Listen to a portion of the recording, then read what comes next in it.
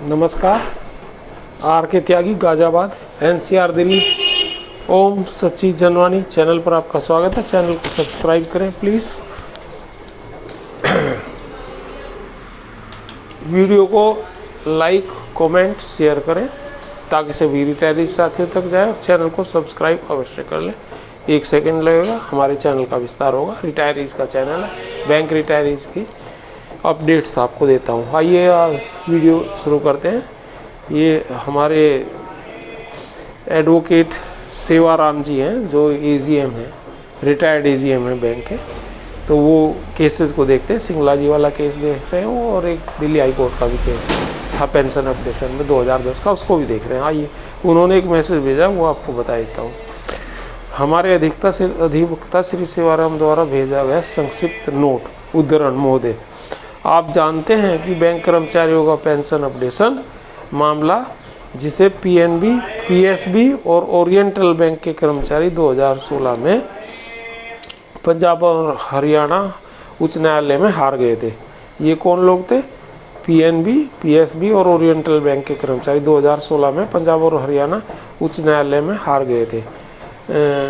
अब 2016 से MC सिंघला मामले में सुप्रीम कोर्ट में लंबित है। ये 2008 में, और बाद में इन्होंने सिंगल बेंच में चंडीगढ़ हाई कोर्ट में लगाया था, पंजाब हरियाणा हाई कोर्ट में 2008 में, और फिर दोबारा लगाया था डबल बेंच में। तो लेकिन दोनों में ही हार गए थे वो। और आगे देखते हैं, जिसे अब सिविल अपील 7993/2023 के रूप में परिवर्तित कर दिया गया है। 2018 में IOB सेवानिवृत्त कर्मचारियों के संघ ARISE को इस मामले में श्री KV आचार्य जी के संरक्षण में AIBPARC के समर्थन से प्रभावी ढंग से मामला रखने के लिए इस मामले में पक्षकार बनाया गया है, जो IOB के एक व्यक्ति द्वारा बैंकिंग उद्योग में जाने माने नेता हैं।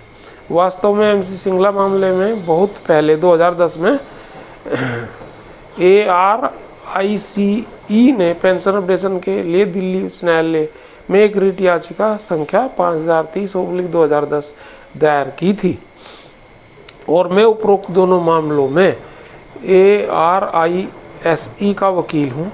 दोनों मामलों में पेंशन अद्यतनीकरण से इनकार करने के लिए AIBA का रुख रहा है। नंबर 1, पेंशन विनिमय में पेंशन अद्यतनीकरण के लिए कोई प्रावधान नहीं है, अर्थात BEPR 1995 में पेंशन अपडेशन का कोई क्लोज नहीं है। नंबर 2, B, पेंशन अद्यतनीकरण का बातचीत के लिए बैंकों से कोई आदेश नहीं है। बैंकों ने कोई मैंडेट नहीं दे रखा है IBA को, इनका कहना है पेंशन अपडेशन के लिए। C, पेंशन अद्यतनीकरण के लिए लागत को पूरा करने बैंकों की असमर्थता।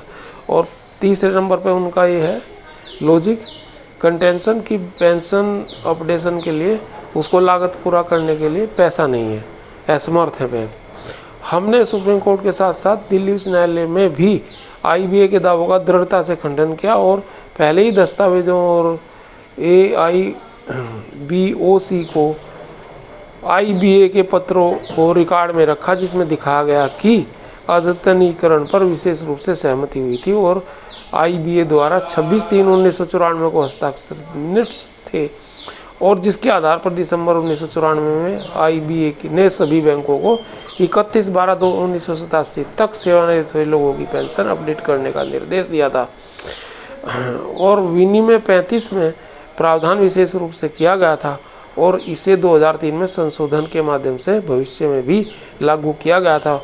IBA की दलील की उसे बैंकों द्वारा पेंशन अद्यतनीकरण पर बातचीत करने के लिए अधिकृत नहीं किया गया, रिकॉर्ड के अनुसार गलत है, क्योंकि IBA हाल ही में द्विपक्षीय समझौतों के दौरान पेंशन अद्यतनीकरण मुद्दे पर बातचीत कर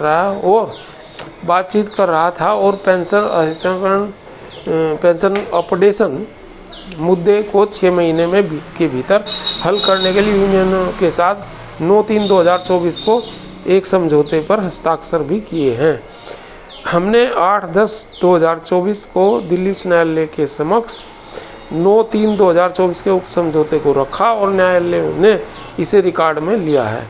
ये तथ्य पेंशन अद्यतनीकरण के खिलाफ आईबीए के सभी दलालों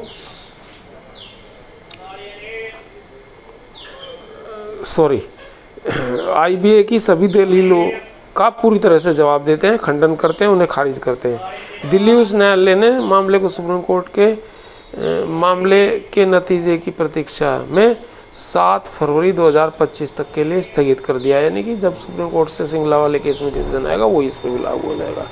सुप्रीम कोर्ट में शीघ्र सुनवाई के लिए हमारा आवेदन 21/10/24 तक सूचीबद्ध नहीं है, इसलिए अब हम 14/10/2024 को एक उल्लेख ज्ञापन दाखिल करने की योजना बना रहे हैं, जिसे न्यायालय के समक्ष 2 या 3 दिनों में सूचीबद्ध किया जा सकता है और हम माननीय न्यायालय से मामले की अंतिम सुनवाई से शीघ्र निश्चित तिथि देने का अनुरोध करेंगे।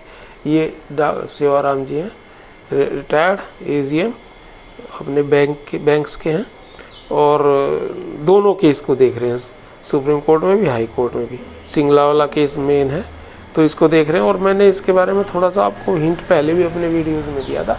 अब ये पूरा मैसेज मेरे पास आया तो मैं आपको ये सर्कुलेट कर दिया और बता दिया, क्योंकि ये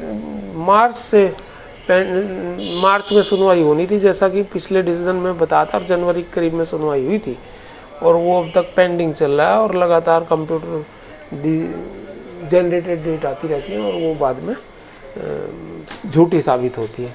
तो ये है, और मैंने पहले भी आपको बताया था कि 2 दिन पहले असली डेट का पता लगेगा, तो जब भी वो डेट आएगी वो आपको बता देंगे हम लोग, जैसे भी हमें पता लगेगा। तो ये इसमें सिंगला वाले केस में अपडेट थी और बाकी अपडेट्स तो मैं आपको दी थी कि हमारे वाला जो केस है pension calculation of special allowance plus pension updation, वो दिल्ली हाई कोर्ट में 14/11 को सुना जाएगा, 14/11/2024 को।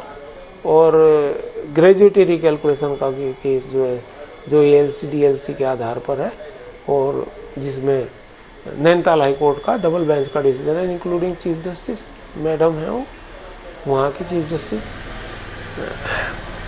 उत्तराखंड हाई कोर्ट की, तो उनका डिसीजन है जिसमें उन्होंने 26 दिन के आधार पे भी हमें कैलकुलेशन किया है और जिसमें भी 8, 10, 12 हज़ार रुपये पर मंथ बढ़ते हैं ग्रेजुएटी के जितने भी महीने होते हैं, और 30 वर्ष से ऊपर कंप्लीशन होने के बाद 1.5 महीने की ग्रेजुएटी मिलती है। वो एक विशेष प्रोविज़न है।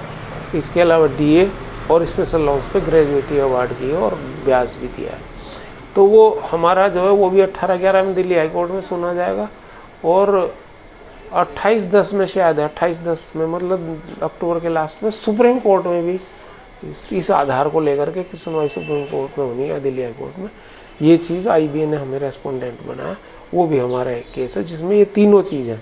क्या? स्पेशल अलाउंस पर कैलकुलेशन पेंशन की plus pension updation plus gratuity recalculation, ये तीनों मुद्दे हैं उसमें। और इसके अलावा 12वें महीने में एक केस और है जो 1/1/16 वाला 1/1/16 वाला केस है ग्रेजुएटी का 10 से 20 लाख करने का, वो सुना जाएगा दिल्ली हाई कोर्ट में। और CBDT वाला जो है वो 11वें महीने में सुना जाएगा केस। उसकी डेट्स मैंने आपको पहले बता दी हैं एग्जैक्ट, अभी मेरे ध्यान से भी उतर रही, लेकिन वो 10वें 11वें में ही ये सारी डेट्स आ रही हैं। और CBDT वाले में वो है 3.5 लाख के ऊपर लीव एनकैशमेंट के ऊपर जो टैक्स लगता है रिट्रोस्पेक्ट से इफेक्ट से ऊपर। और बाकी 23/10/2024 के धरने में सबको आना है, 23/10/2024 के धरने में सभी को भाग लेना है, और ताकि ज़्यादा से ज़्यादा लोग वहाँ और उसकी अनुगूंज केंद्रीय सरकार तक जाए, पॉलिटिकल पार्टीज़ तक जाए और रूलिंग पार्टी तक जाए। तो ये है ताकि हमारे मुद्दे वहाँ उठें। और BMS का जो वो आया था 10 तारीख को जो मिले थे 10 अक्टूबर में 15 लोग अलग अलग यूनियंस के, BMS की सारी यूनियंस थी उसमें, बीमा सेक्टर की भी और बैंकिंग सेक्टर की भी, गिरिसारे जी ने लीड किया था और एक सुंदरम है उनके ऑर्गेनाइजेशन सेक्रेटरी, उन्होंने लीड किया था। तो उसमें कोई ख़ास हमारे इशूज़ नहीं उठा रखे, उनका मैंने मेमोरेंडम देख लिया था, उसमें कोई इशू हमारे ख़ास उठा नहीं रखे उन्होंने। और उन्होंने बस एक सेंटेंस लिख दिया पेंशन अपडेशन, बाकी कोई इशू नहीं है। पेंशन अपडेशन लिख के ना उस पर डिस्कस, जो डिस्कस के मुद्दे थे उसमें लिखा है, उनमें वो कहीं नहीं है। बल्कि रिटायरी PSBs का कोई इशू ही नहीं है उसमें। तो ये है, सबको साथ लगाने का तो रहता है संगठनों को, बैंक रिटायरीज को, लेकिन उनके काम करवाने के प्रति कोई उत्तरदायित्व वो लोग नहीं रखते। धन्यवाद साथियों, भारत माता की जय। कभी मुझे से कोई सहयोग चाहिए तो मुझे कॉल कर सकते हैं 8588898205 पर, और कोई सहयोग करना हो तो आप कर सकते हैं। धन्यवाद साथियों, भारत माता की जय, वंदे मातरम।